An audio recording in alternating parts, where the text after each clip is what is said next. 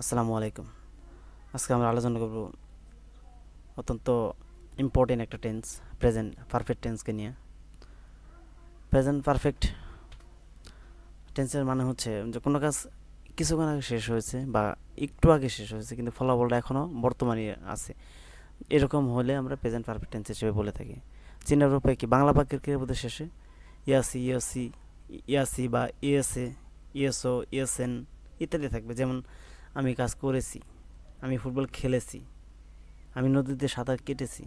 Just এই যে কেটেছি, খেলেছি, এটা কখন করছি? জাস্ট একটু আগে করছি কিন্তু ফলাফলটা এখনও বর্তমান আছে। জাস্ট এখানে আমরা কি বলতে পারি? Present perfect tense.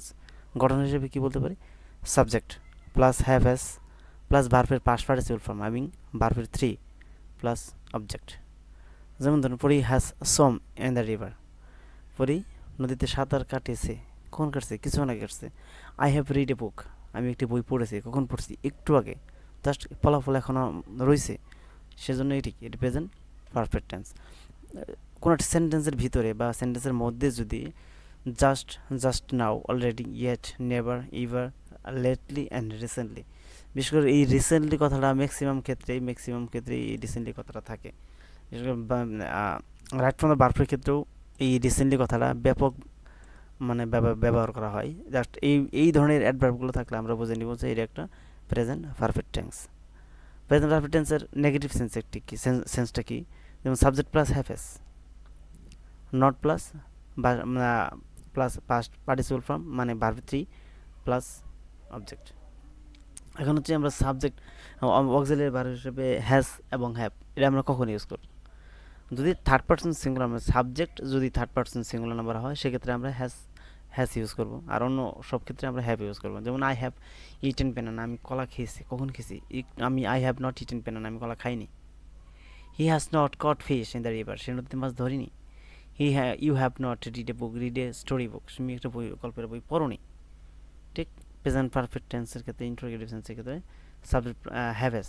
ইন্টারোগেটিভ হলেই এখানে আমরা অক্সিলারি ভার্ব মানে অক্সিলারি ভার্ব যাই থাকুক, যে যে ধরনের ইন্টারোগেটিভ সেন্টেন্স আমরা করি না কেন, অক্সিলারি ভার্ব যাই থাকুক, এই অক্সিলারি ভার্বগুলো সামনে চলে আসবে। যেমন auxiliary verb, auxiliary haves plus subject plus past participle of verb মানে verb three plus object plus প্রশ্নবোধক চিহ্ন। যেমন have you finish the work, তুমি কাজ শেষ করেছো? হ্যাজ করিম, এই যে has Karim, has third person, Karim third person singular number, definitely Karim third person singular number, that's why আমরা এখানে কিন্তু হ্যাজ ইউজ করছি। আবার ইউ কিন্তু সেকেন্ড পার্সন সেখানে হ্যাভ ইউজ করছি। আই এখানে ফার্স্ট পার্সন, এখানে আমরা হ্যাভ ইউজ করছি। করিম থার্ড পার্সন হওয়াতেই আমরা হ্যাজ ইউজ করছি। Karim has Karim play football, Karim কি ফুটবল খেলেছে? Have I caught fish in the river, আমি কি নদীতে মাছ ধরেছি? জাস্ট একটা প্রশ্ন করছি।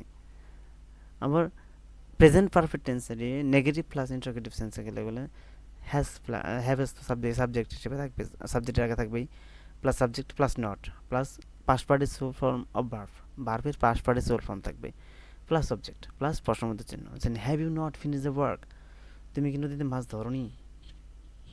Have you finish the work, have you finish the work. Has he not written letter, has he not written letter, has he not written letter. Have he not caught fish in the river, have he not cash, have he, sorry এখানে has হবে, has definitely এখানে has হবে।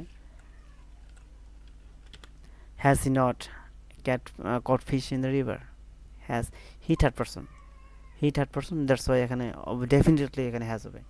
Third person হলে আমরা have ব্যবহার করবো, আর সব ক্ষেত্রে আমরা হ্যাজ ব্যবহার করবো। এবং থার্ড পারসন প্লুরাল নাম্বার হলেও আমরা এখানে হ্যাভ ব্যবহার করবো, দের সাথে আমরা হ্যাড ব্যবহার করবো। ঠিক আছে? Have has he not caught fish in the river, just এইটুকুই প্রেজেন্ট পারফেক্ট টেন্স। আর প্রেজেন্ট পারফেক্ট টেন্সের ক্ষেত্রে ওই রাইট ফ্রম দ্য ভার্ব, আমরা যখন রাইট ফ্রম দ্য ভার্ব করবো, রাইট ফ্রম দ্য ভার্বে ব্যাপক প্রচলন আছে। এই প্রচলন হয় যে প্রেজেন্ট পারফেক্ট টেন্সকে ঘিরে, এবং প্রেজেন্ট পারফেক্ট টেন্সকে ঘিরে অনেক ধরনের রুলস আছে, অনেক ধরনের পরীক্ষাতে আসে যে প্রেজেন্ট পারফেক্ট টেন্সের উপর ভিত্তি করে অনেক কিছু গঠিত হয়। তাই প্রেজেন্ট পারফেক্ট টেন্স অত্যন্ত গুরুত্বপূর্ণ একটা টেন্স বলে আমি ব্যক্তিগতভাবে মনে করি। তো ধন্যবাদ, দেখা হবে নতুন আরেকটা এপিসোডে নতুন আরেকটা টেন্স নিয়ে। প্রেজেন্ট পারফেক্ট কন্টিনিউয়াস টেন্স নিয়ে আমরা পরবর্তীতে টেন্স আলোচনা করব। তো ধন্যবাদ সবাইকে, আসসালামু আলাইকুম।